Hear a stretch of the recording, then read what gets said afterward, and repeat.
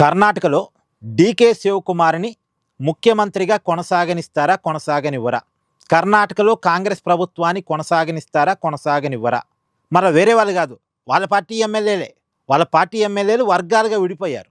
మీ అందరికీ తెలుసుగా, ఈ మధ్యనే డీకే శివకుమార్ కర్ణాటక ముఖ్యమంత్రి అయ్యారు.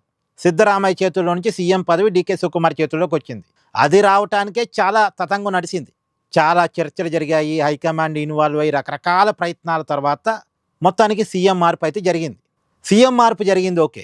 మంత్రివర్గం మార్పు జరగాలి అంటే డీకే శివకుమార్ వర్గానికి ఎక్కువ మంత్రి పదవులు కావాలనేది సహజంగా. ఆయన ముఖ్యమంత్రి అయిన తర్వాత ఆయన ఇష్టం వచ్చిన వాళ్ళు మంత్రిగా పెట్టుకుంటారుగా. అంతకుముందు సిద్ధరామయ్య వర్గానికి ప్రయారిటీ ఉండేది, ఇప్పుడు డీకే శివకుమార్ వర్గానికి ప్రయారిటీ ఉండాలి లెక్క ప్రకారం అయితే. కాకపోతే హైకమాండ్ మధ్య మార్గంగా అసలు మీ వర్గాలు పక్కన పెట్టండి, మేమే మంత్రివర్గాన్ని తయారు చేసి లీస్ట్ చేసి ఇస్తాం, వాళ్ళే మంత్రులుగా ఉంటారని హైకమాండ్ కొంతమందిని మంత్రులుగా సెలెక్ట్ చేసి ఇచ్చింది. హైకమాండ్ మంత్రులను సెలెక్ట్ చేసినా సరే మంత్రి పదవి దక్కన వాళ్ళకైతే కోపం ఉంటుందిగా. ప్రధానంగా సిద్ధరామయ్య వర్గంలో చాలామంది కోపం ఉంది.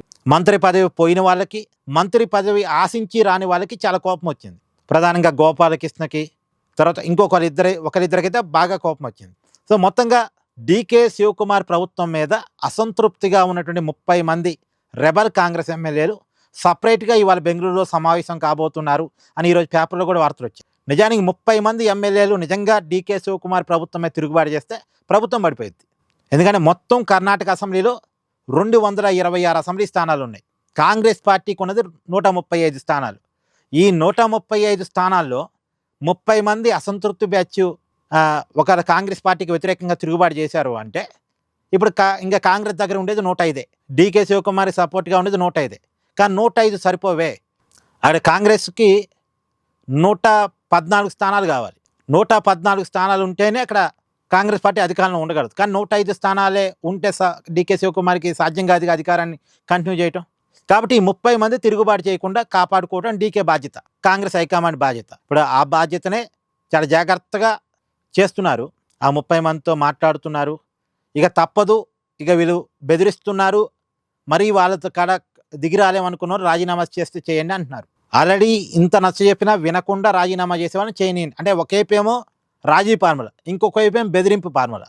కొంతమందితో రాజీ పడుతున్నారు, కొంతమందిని బెదిరించేస్తున్నారు. ఇప్పుడు కొంతమంది ఎందుకు బెదిరుతారు అంటే అధికారం కాంగ్రెస్ చేతిలో ఉంది. ఇప్పుడు ఒకవేళ చేసిన రాజీనామాలు ఆమోదించి ఎన్నికలు జరిగితే అధికారంలో ఉన్న పార్టీకే బెనిఫిట్ అయిద్దిగా, అధికార పార్టీకి అడ్వాంటేజ్ అవుద్దిగా. ఇప్పుడు అందులో ఉప ఎన్నికలు జరిగితే ఎమ్మెల్యేలు ఒక 25-30 కోట్లు ఖర్చు పెట్టుకోవాలి ఉప ఎన్నికలు గెలవటం కోసం. పార్టీని కాదని 25-30 కోట్లు ఖర్చు పెట్టి మళ్ళీ గెలుస్తామో లేదో తెలియకుండా కొంత భయపడతారుగా సహజంగా. ఇంత అవసరమా అని, ఇంత రిస్క్ అవసరమా అని. సో అందుకనే ఒకవైపు కాంగ్రెస్ పార్టీ రెబర్ ఎమ్మెల్యేని బెదిరిస్తుంది, ఇంకోవైపు రాజీ ఫార్ములా కూడా వాళ్ళు చెప్తుంది. ఎవరైతే రాజీ పడి మళ్ళీ వెనక్కి వస్తారో వాళ్ళకి కార్పొరేషన్ పదవులు ఇస్తామని చెప్తుంది. రాజీ పడకుండా రాజీనామాలు చేస్తామంటే పోనీ మీరు ఎన్నికలకు వెళ్ళండి, మీ రాజీనామాలు మేము ఆమోదిస్తాం, మేము తేల్చుకుందాం అంటుంది డీకే శివకుమార్ వర్గం అయితే, కాంగ్రెస్ పార్టీ అధిష్టానం కూడా. సో మొత్తానికి కాంగ్రెస్లో ఒక అల్లకల్లోల పరిస్థితి అయితే ఉంది కర్ణాటకలో. మరి ఇది టీ కప్పులో తుఫాన్ లాగా చల్లారిపోయిద్దా, లేదు ఉప్పొంగిద్దా అనేది చూడాలి.